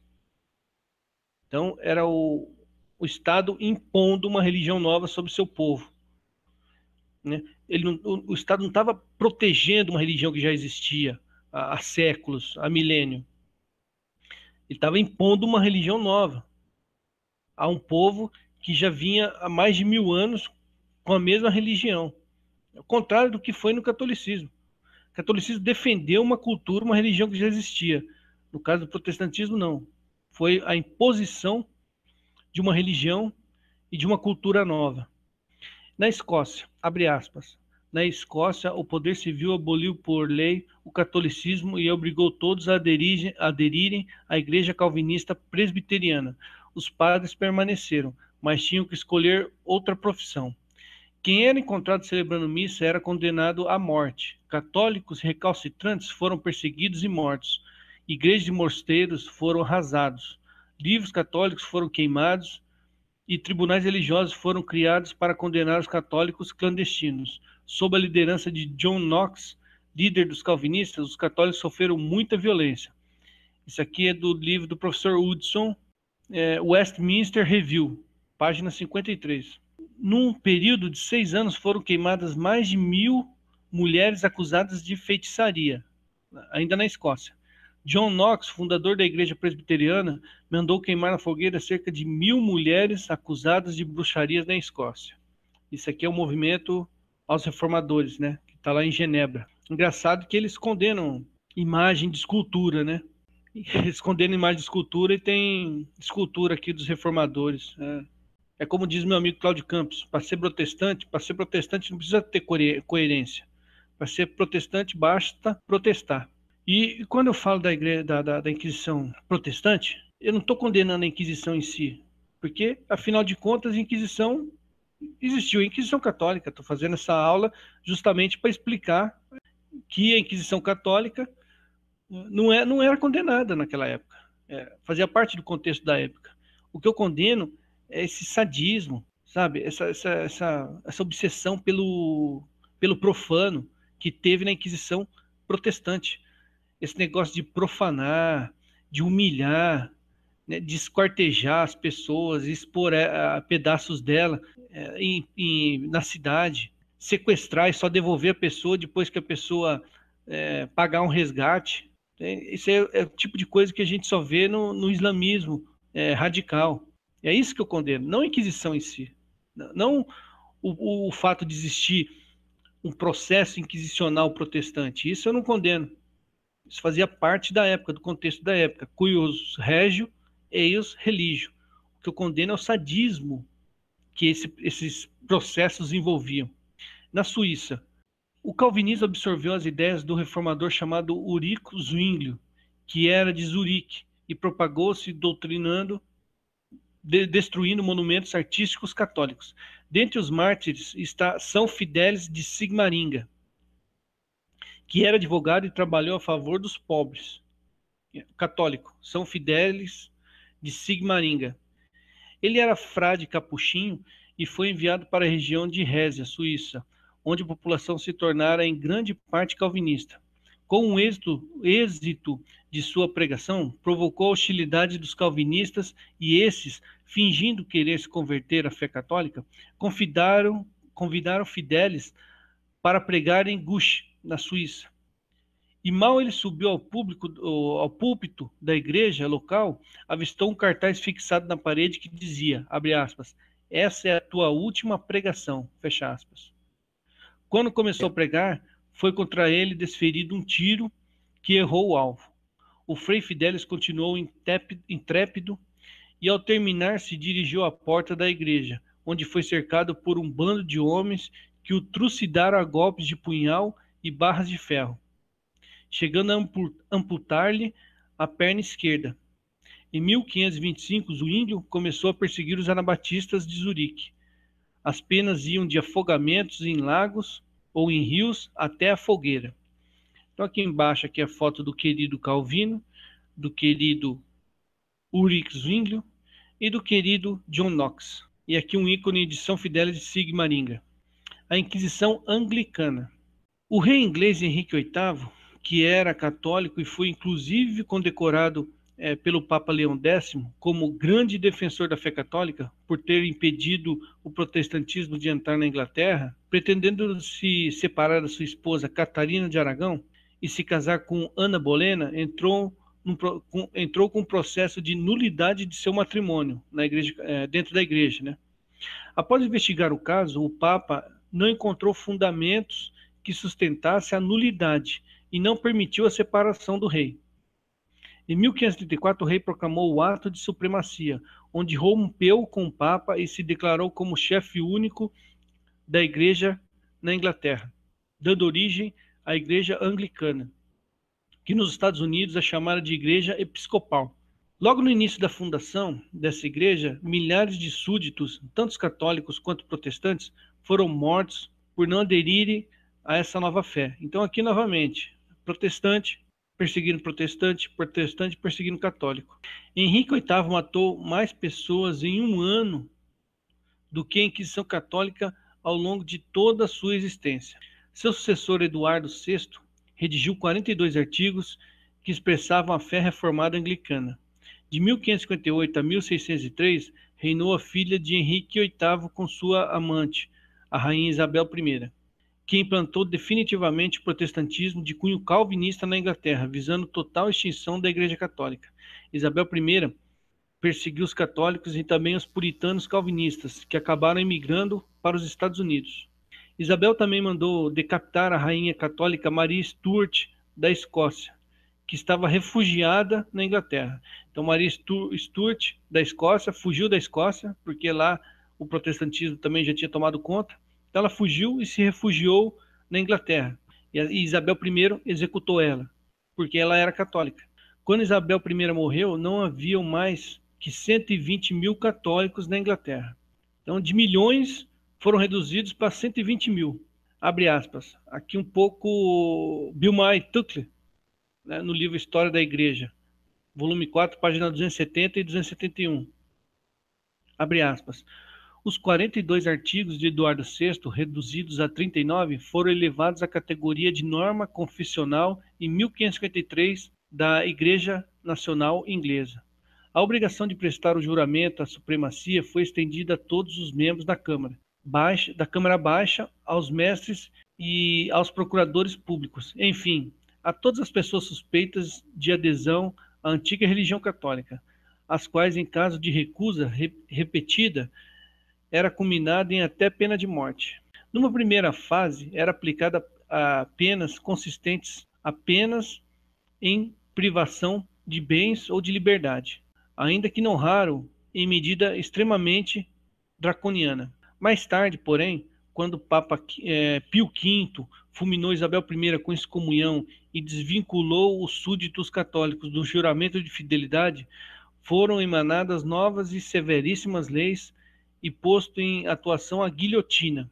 Então, a guilhotina usada na Revolução Francesa já era aplicada, né, na Inglaterra. Foi uma época tremendamente dolorosa para os fiéis católicos da Inglaterra que, amaldiçoados e perseguidos como inimigos do Estado e réus de alta traição e envolvidos no contraste político entre Espanha e Inglaterra, viram-se oprimidos pela dura crueldade de uma justiça sanguinária. Tiveram que pagar caro o preço às conjuras tramadas contra Isabel I e as tramas surdidas para a libertação da prisioneira Maria Stuart.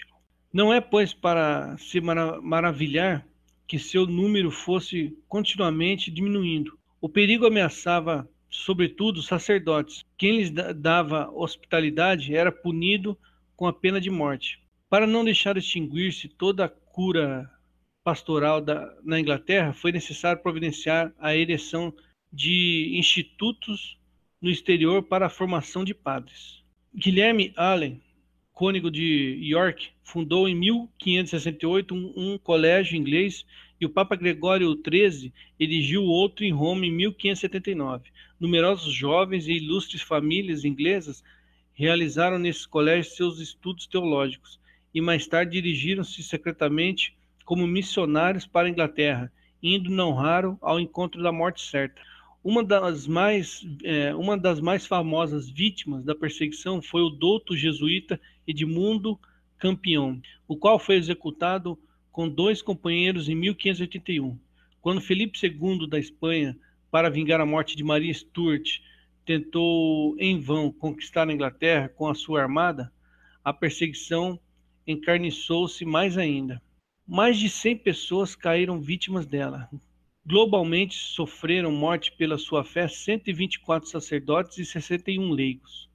Numerosos fiéis de ambos os sexos definharam por longos anos com horríveis prisões. Aqueles que se abstinham do culto anglicano, os chamados recusantes, foram recolhidos por enormes penas peculiares. Sob o regime de coação religiosa da Inglaterra, da Igreja Nacional Anglicana, tiveram que sofrer não só os católicos, mas também os puritanos e presbiterianos, os quais se opunham também ao ato de uniformidade. Eram chamados não conformistas.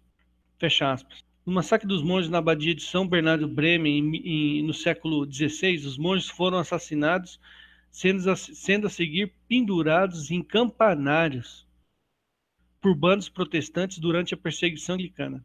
6 monges cartuchos e o bispo de Rochester, na Inglaterra, foram enforcados em 1535.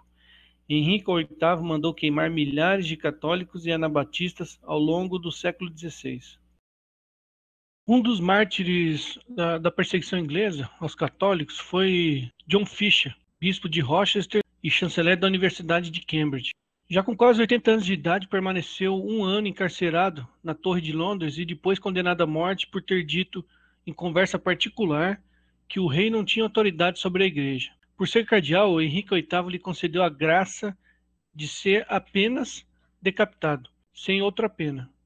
Em 1535, na manhã do suplício, fez questão de uma ceia primorosa, provocando a surpresa do seu servidor e lhe respondeu: "Não vês que esse é o meu dia de núpcias ao partir para o suplício?" Fecha aspas. Leu 2 versículos do Novo Testamento e rezou. Subiu com as próprias pernas até o patíbulo e foi decapitado. Seguindo o costume, o carrasco se ajoelhou diante dele e lhe pediu perdão. O cardeal respondeu, abre aspas, "Eu te perdoo de todo o coração. Tu me verás sair vitorioso deste mundo." Fecha aspas. Dirigiu-se à multidão que assistia em tom de despedida, rezou ainda longamente e entregou então a cabeça ao carrasco. Após sua morte, sua cabeça foi exposta sobre a ponte de Londres. O corpo permaneceu no lugar do patíbulo até que viessem soldados e o levaram. Cavaram uma fossa e lá o depositaram. Outro mártir foi São Thomas More, que teve sua história narrada no filme O Homem que Não Vendeu Sua Alma. Eu indico aí para quem quiser assistir esse filme, O Homem que Não Vendeu Sua Alma, a história de Thomas More. Era leigo, casado e também primeiro-ministro do rei. Teve uma morte semelhante à de São John Fisher, sendo preso em 1535 e condenado 15 dias depois por também não ter aceito o ato de supremacia de Henrique VIII.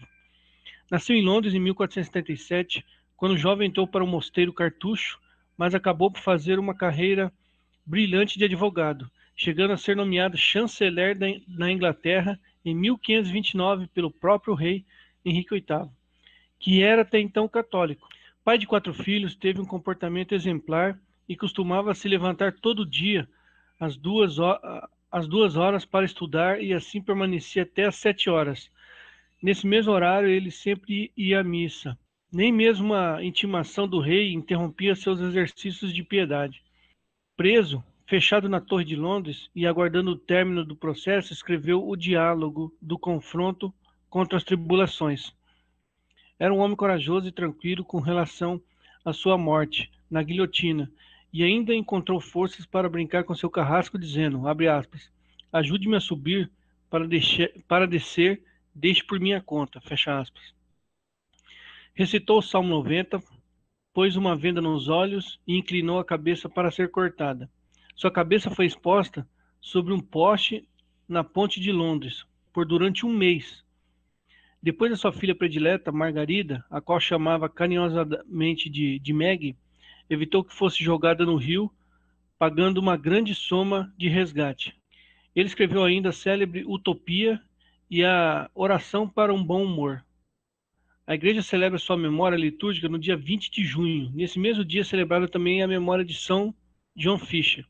Em 1935, o Papa Pio XI canonizou esses dois mártires e propôs como dois exemplos de fidelidade aos cristãos de nossa época. Na Irlanda, um pouco da Inquisição na Irlanda. Quando Henrique VIII iniciou a perseguição protestante contra os católicos, havia mais de 1000 monges dominicanos na Irlanda, nos quais apenas 2 sobreviveram à perseguição. Na época da imperatriz protestante Isabel, cerca de 800 católicos eram mortos por ano. O historiador protestante Henry Hellam afirma o seguinte, abre aspas, a tortura e a execução dos jesuítas no reino de Isabel foram caracterizadas pela selvageria e o dano físico. Um ato do parlamento inglês decretou em 1652 que cada sacerdote romano deveria ser pendurado, decapitado e esquartejado. A seguir deve ser queimado e sua cabeça exposta num poste em local público, fecha aspas. Os camponeses na Irlanda pegaram em armas para defender o catolicismo. Foram trucidados impiedosamente pelos exércitos do protestante inglês Oliver Cromwell. Ao fim da guerra, as melhores terras irlandesas foram entregues aos ingleses protestantes e os católicos foram forçados a migrarem para o sul do continente. Cerca de 1 milhão de pessoas morreram de fome no primeiro ano desse exílio forçado. 1 milhão de pessoas morreram de fome em consequência da perseguição protestante inglesa, anglicana. E um pouco sobre os extremistas da reforma protestante. Hugues Besançon, líder político em Genebra e seguidor de Calvino, incitou seus seguidores, que receberam o nome de huguenotes, a se rebelarem contra governantes católicos na França. E também tinham uma postura agressiva e promoveram uma guerra civil que se prolongou por 30 anos. Então é a famosa Guerra dos 30 anos, né, dos franceses católicos contra os protestantes huguenotes. Guido de Bresse nasceu na Bélgica e escreveu uma confissão de fé para os fiéis que estão dispersos para todos os Países Baixos. Esse documento, conhecido como Confissão Belga, foi adotado por um sínodo em Antuérpia em 1566, vindo a se tornar o principal padrão doutrinário dos calvinistas holandeses. Exércitos calvinistas travaram 2 batalhas onde, ao final, a Bélgica se manteve fiel à fé católica, enquanto que a Holanda se tornou calvinista. A mesma Holanda calvinista que viria a matar católicos aqui no Brasil, né, em Cunhaú e Uruaçu, no Rio Grande do Norte, ainda no século XVII. Esses e outros extremistas foram responsáveis por inúmeras guerras de religião, motivados pelo expansionismo protestante. Invadiram e guerrearam contra nações católicas. Nos Estados Unidos, para lá fugiram os puritanos e os portugueses que estavam sendo perseguidos pelos anglicanos na Inglaterra. Então, um detalhe que o povo esquece, né? O pessoal fala, mas os países protestantes prosperaram, enquanto que os países católicos ficaram atrasados. Mas não é verdade. Eles tomam como exemplo, gostam de tomar como exemplo os Estados Unidos. Só que os Estados Unidos foi colonizado por protestantes que fugiam do protestantismo. Os protestantes que foram para a Inglaterra estavam fugindo da perseguição anglicana, inglesa, que estava perseguindo, inclusive, protestantes. Então, você pega os outros países colonizados por protestantes, né? Você vai ter Guiana Francesa, Haiti, África do Sul. Esses países, com exceção talvez da Austrália, o resto, todos estão na fossa. E para os Estados Unidos, fugiram os puritanos e outros protestantes, que estavam sendo perseguidos pelos anglicanos na Inglaterra, né? Então foram os puritanos, os menonitas, os metodistas, estavam sendo perseguidos pelos anglicanos. Vieram para a América no navio Mayflower e aqui construíram os Estados Unidos. Porém, chegando na América, eles repetiram com os indígenas a carnificina que eles condenavam. Um exemplo é o scalp, a retirada do couro cabeludo do índio, premiado pelo poder público com preços que variam conforme fosse a vítima. Então, se fosse homem, era um valor, se fosse jovem, era um valor, Se fosse um homem maduro, já era outro valor, um velho, uma mulher, uma criança ou recém-nascido. Então o valor variava conforme a faixa etária da vítima. E os pastores puritanos negavam que os peles vermelhas, né, como é chamado os índios, tivessem alma e consideravam um grande bem o extermínio dessa raça. Apesar deles serem vítimas da perseguição anglicana, quando chegaram na América do Norte, fizeram o mesmo tipo de perseguição. Charles Fox Parham, né, viveu ali na virada do século XIX para o século XX, foi um dissidente metodista e um dos precursores do pentecostalismo, uma retomada da heresia pneumatômaca, criada pela primeira vez por Montano no século III. Foi também um dos fundadores da seita denominada Ku Klux Klan, que perseguia e matava negros, judeus e católicos. Isso e outras coisas fizeram dele o líder religioso mais odiado e, ao mesmo tempo, mais amado dos Estados Unidos. Então, um outro exemplo de extremismo que vem lá dos Estados Unidos é Ku Klux Klan, né?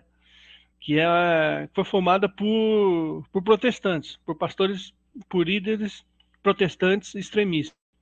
Outro exemplo aqui, ao contrário do Brasil, onde a igreja sempre se posicionou contra a escravidão, nos Estados Unidos os líderes protestantes geralmente apoiavam tal prática. Então, outro detalhe das colônias católicas é que, desde sempre, a Igreja Católica condenou a escravidão, enquanto que nos países colonizados por protestantes a escravidão perdurou bem mais.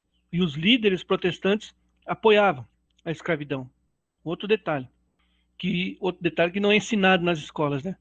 Além de Charles Parham, outro líder protestante que nunca escondeu seu racismo foi a cofundadora da Igreja Adventista do Sétimo Dia, Ellen G. White. Um trecho de uma carta escrita pela própria Ellen White, na obra dela Mensagens Escolhidas, volume 2, página 344.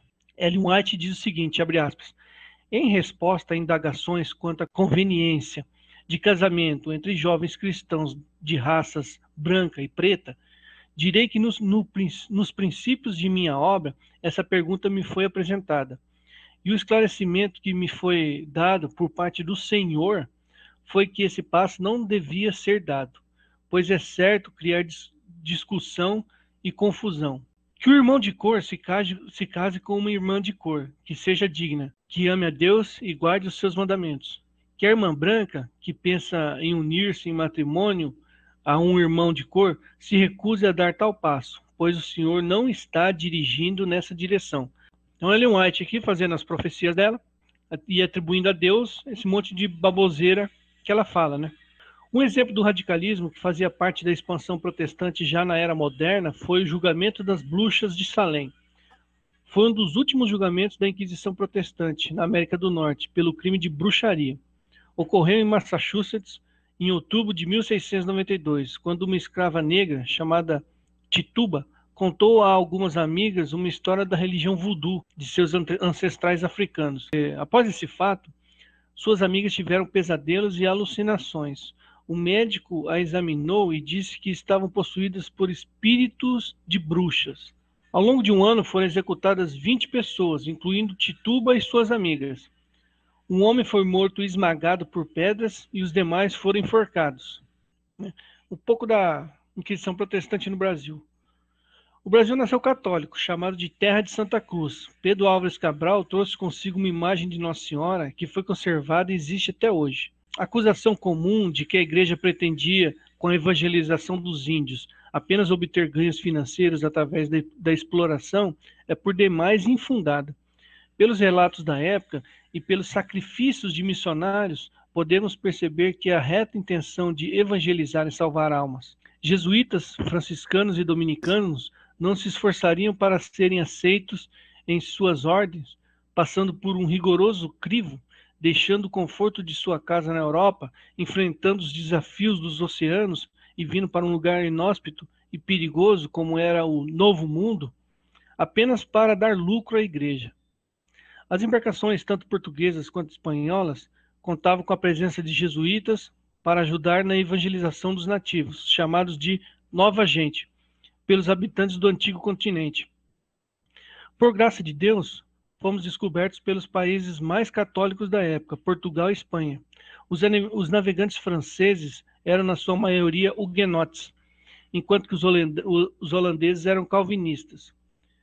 Se acaso um desses tivesse colonizado as Américas, seríamos hoje protestantes. Mesmo assim, franceses e holandeses chegaram ao Brasil no início da colonização, mas foram devidamente expulsos a custas de muitas batalhas e intercessão de Nossa Senhora. A Batalha de Guararapes, no Recife, é um exemplo disso. As tropas católicas portuguesas, em número inferior, venceram os holandeses por um verdadeiro milagre. Depois da batalha, os portugueses construíram a igreja de Nossa Senhora da Vitória. Outros fatos, como esse, ocorreram em outras partes do Recife, no Maranhão, Espírito Santo e até mesmo no Rio de Janeiro. Todas as batalhas onde os católicos sentiram a proteção de Nossa Senhora. A Holanda se tornou independente em 1579, se chamando República das Províncias Unidas. O rei, nessa época, era Guilherme de Orange, sucedido em 1584 pelo filho Maurício de Nassau, que em 1621 fundou a Companhia das Índias Ocidentais, com o objetivo de fazer conquistas aqui no Brasil, e que contava com uma esquadra muito forte. Então, em 8 de maio de 1624, foram vistos os primeiros navios inimigos em águas brasileiras, e no dia 10 invadiram a cidade de Salvador, na Bahia. Levaram presos para a Holanda o governador do Brasil, juntamente com outras autoridades e vários religiosos católicos, incluindo 10 padres jesuítas, 2 beneditinos e 2 franciscanos. A catedral foi entregue ao culto calvinistas. As outras igrejas serviram de depósito e o colégio jesuíta se tornou quartel dos holandeses. Os fugitivos se refugiaram em engenhos e se reuniram com a liderança do bispo Marcos Teixeira, que comandou a reação no lugar do governador que estava preso. Dessa forma, portugueses e índios, leigos e padres pegaram em armas, incluindo o bispo. Eram cerca de 400 brancos e 250 índios, que lutaram heróica e bravamente contra os invasores holandeses calvinistas. Francisco de Padilha conseguiu matar o coronel holandês, o bispo Dom Marcos, também faleceu, mais de cansaço do que por conta de ferimentos, e os holandeses bateram em retirada. Percebendo a forte resistência na Bahia, os holandeses decidiram atacar outro lugar. Então, esse foi o primeiro ataque holandês aqui no Brasil, foi em Salvador. E teve uma reação da população aqui, né? E essa população aqui no Brasil se juntou, eram nativos índios, eram brancos que já tinham nascido aqui no Brasil, eram como se fossem brasileiros, portugueses, todos se uniram para lutar contra os holandeses que tinham invadido. Então esse foi considerado o primeiro exército brasileiro, a primeira batalha brasileira do exército brasileiro. Percebendo a forte resistência na Bahia, os holandeses decidiram atacar outro lugar. Em 14 de fevereiro de 1630, desembarcaram em Recife, Pernambuco. Matias de Albuquerque organizou a nossa defesa, criando a Companhia de Emboscadas, com sede no Arraial do Bom Jesus.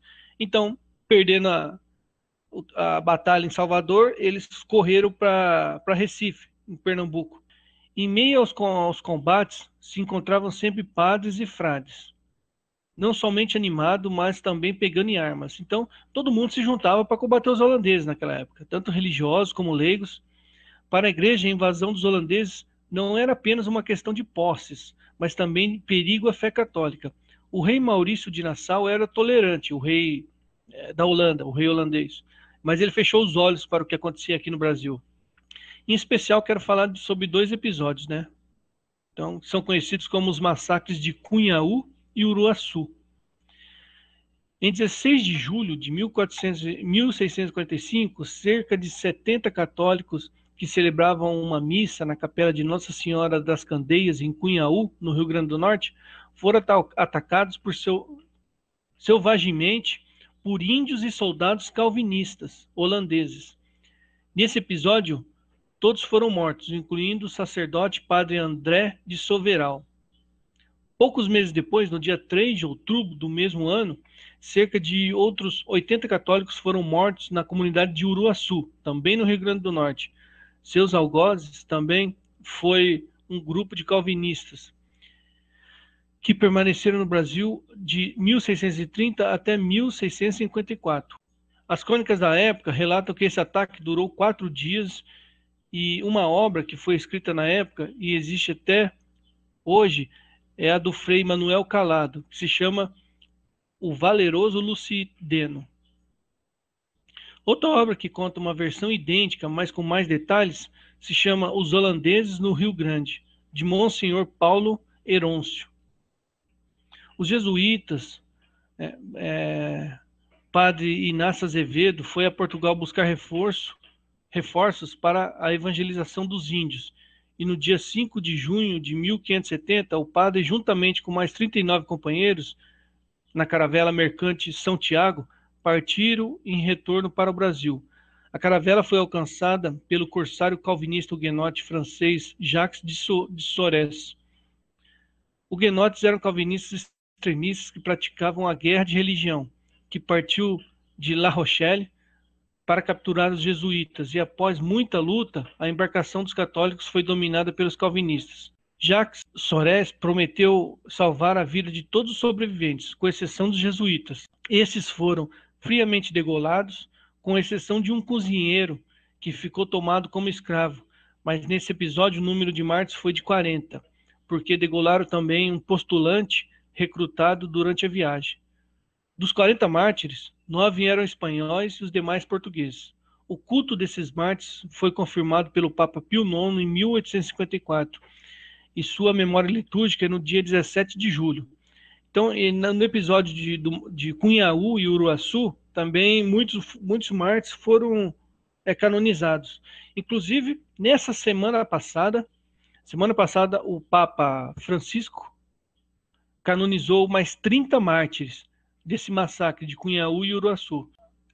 Às vésperas do aniversário de 500 anos da Revolta Protestante, o nosso Papa canoniza 30 mártires, vítimas da Inquisição Protestante, aqui no Brasil.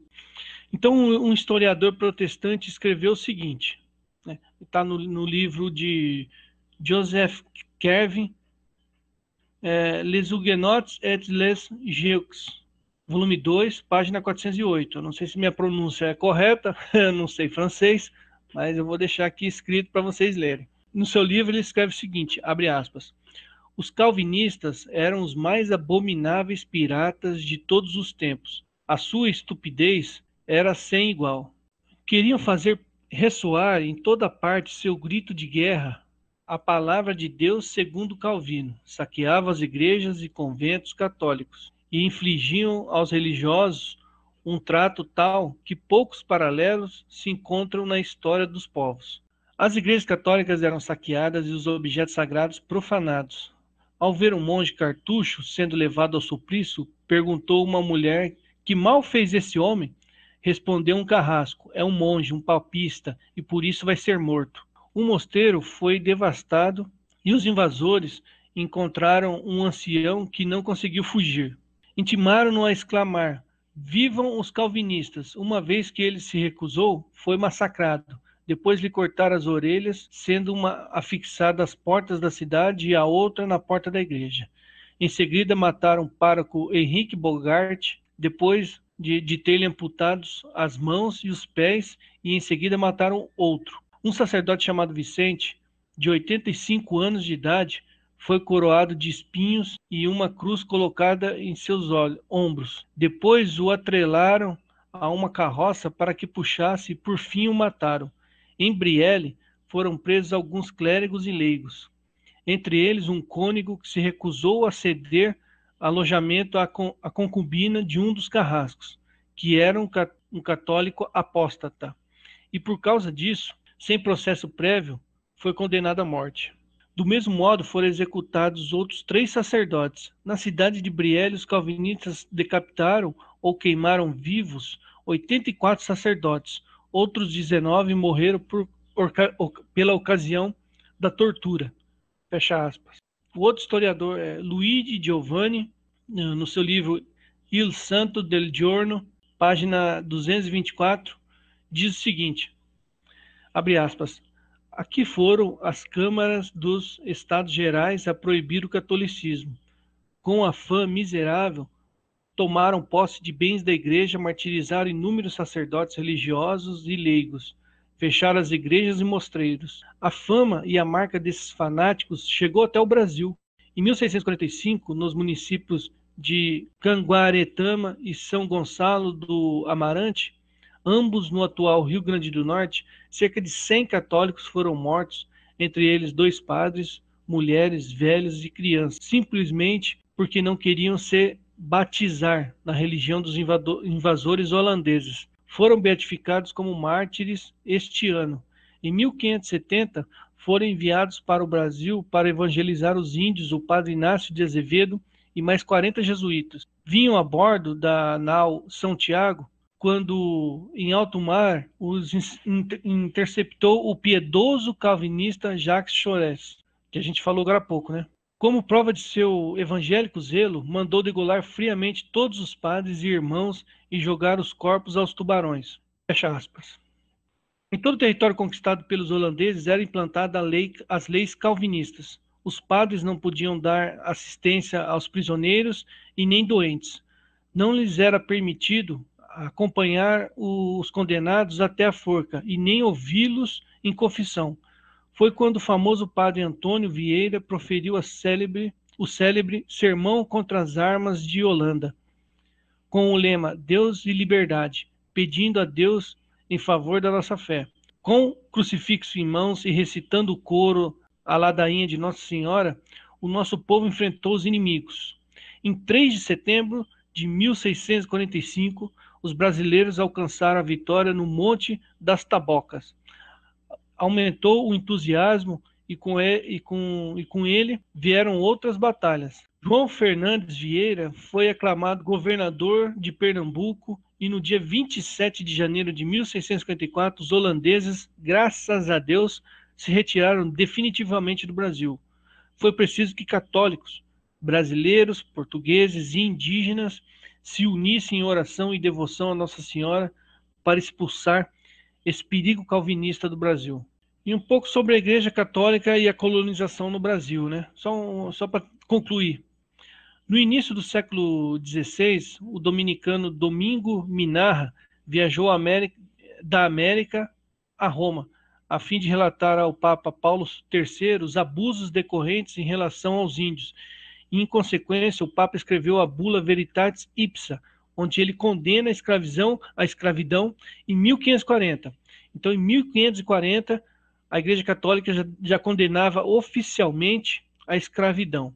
E nessa bula o Papa escreveu o seguinte, abre aspas, o comum inimigo do gênero humano que se opõe às boas obras para que pereçam, inventou um modo nunca antes ouvido para estorvar que a palavra de Deus não se pregasse às gentes, nem elas se salvassem. Para isto moveu alguns ministros seus que, desejosos de satisfazerem as suas cobiças, presumem afirmar a cada passo que os índios das partes ocidentais e meridionais e as mais gentes que nesses nossos tempos têm chegado à nossa notícia, hão de ser tratados e reduzidos a nosso serviço como animais brutos, a título de que são inábeis para a fé católica e com pretextos de que são incapazes de recebê-la. Os põe em dura servidão em que têm suas bestas. Apenas é tão grande como a que afligem essas gentes. Pelo teor das presentes, determinamos e declaramos, ou seja, é um dogma, que os ditos índios e todas as mais gentes de que aqui em diante vierem as notícias dos cristãos, ainda que estejam fora da fé cristã, não estão privados e nem devem sê-lo de sua liberdade, nem do domínio de seus bens, e não devem ser reduzidos à escravidão. Fecha aspas. 1540.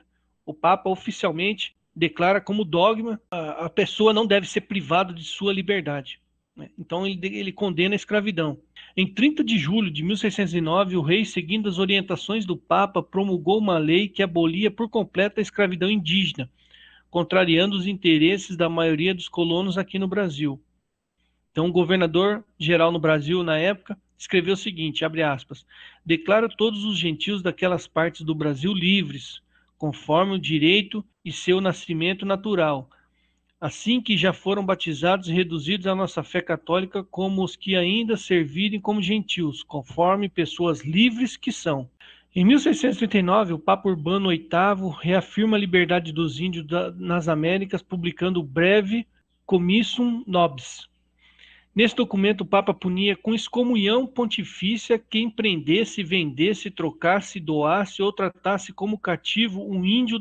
Também decretava que a ninguém seria lícito ensinar ou empregoar o aprisionamento dos índios. Tudo isso contrariando os interesses dos colonos, que se revoltaram contra o Papa no Rio de Janeiro, em São Paulo e em Santos e no Maranhão. Jesuítas foram perseguidos e expulsos de São Paulo e de Santos e do Maranhão, para onde só puderam voltar muito tempo depois. Tudo isso por defender os índios dos colonos. Então não é verdade que a igreja não defendeu os índios e que defendeu a escravidão.